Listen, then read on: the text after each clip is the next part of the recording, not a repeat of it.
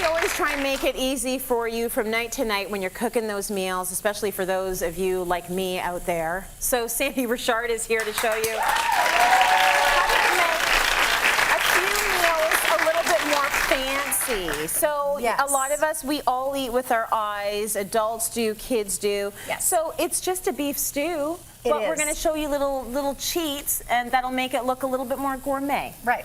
And a lot of people, a lot of families tell me that one of the things they're most confused about with beef stew and why they don't do it in the work week, Yes. A, they think it takes a long time. Yeah. B, they think if they didn't get it in the night before into the slow cooker, Forget it. forget it, like it's over. And another thing is that they are confused about the kind of beef to use. Okay. Okay.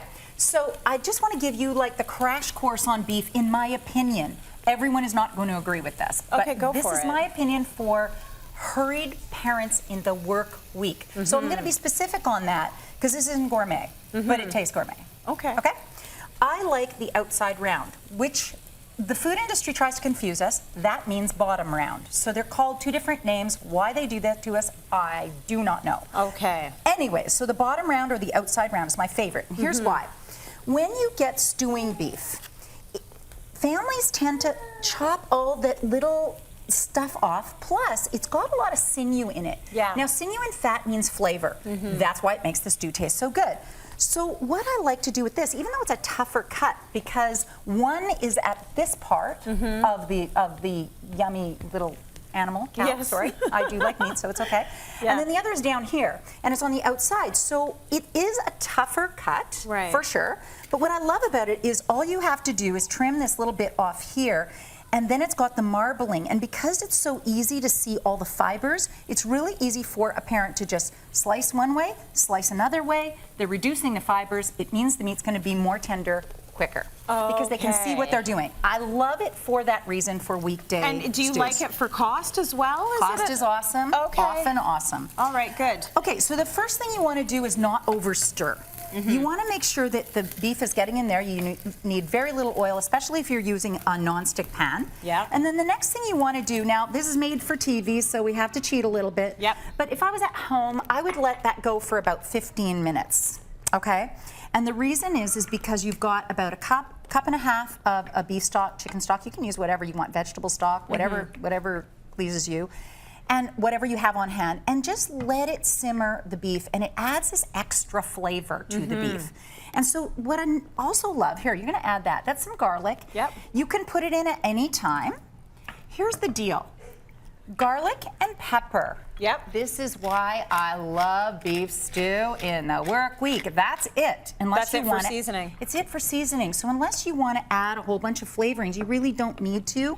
Everything sort of stands on its own. Okay, so you want it all? We're gonna put it all in. Now We notice put I in the I onion. didn't saute the onion because it is going to stew a little bit. Okay. And I love the fact that it's a little crunchy in a beef stew. Okay. You can saute it if you want, if you've got kids especially who do not like onion to be, They don't want it to be too noticeable. Right. So you can put it in after, you can put it in before, you can caramelize it to add a sweeter flavor, or you can add it later to add a crunchy, nice bite to your stew. Okay? Celery also going to be a nice crunchy thing. Yes, and Carrots, it's the Holy good Trinity. Love it. veggies. Carrots you can use frozen. They're Yeah. really easy to get frozen. Dump them in. It speeds up the process. This is Yeah. going to start picking up here in temperature. And mushrooms. Love mushrooms. Again, it just adds a nice hearty bit to the stew. See, Okay? I follow your advice. I get the bowls out of the way. Because you want them bowls out of the way.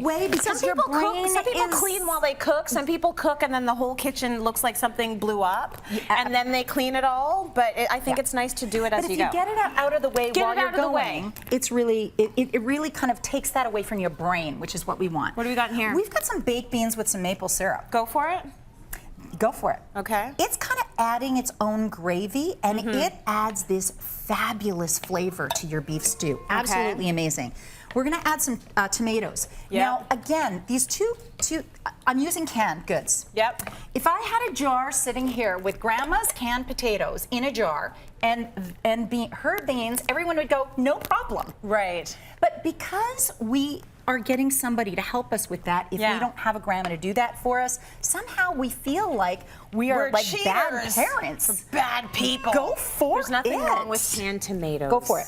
Calm down, everyone. If you like a tomatoey stew, which some people do, some people like a more beefy stew. Yep. Okay. If you want a tomatoey stew, half a cup of ketchup will really perk that up and make it tomatoey. We'll leave it out today, but I Okay. just wanted to point that out.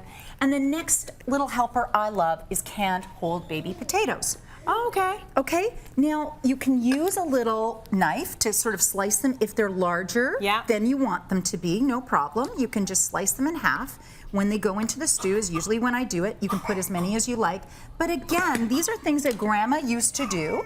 She used to can potatoes in the harvest. The harvest would come, they'd can all their potatoes, they'd put it in the big jars, and then they had all this food to use in the wintertime. Right. Now we go to the grocery store. Now we go to the grocery store. And There are still people that are, you know, and there's actually been people going back and making so much for their own now. I see so many people on Instagram and they're like, I made my own butter, which is pretty cool. If you can, great. If you can do But you it. A shouldn't lot feel of us are guilty busy during if the you week, can't. so don't feel guilty. And that's sort of been your MO right from the start. I like that you put it in a cute little copper, container. Your kids get their own little portion. Yes, They if you've feel like got- it's a little bit gourmet, and they're going to want to eat it. Any of these little things that you have to make it look nicer. Yeah. Kids eat with their eyes just like adults. Absolutely. Cityline.ca for that recipe. Let's go to break. We got more coming up.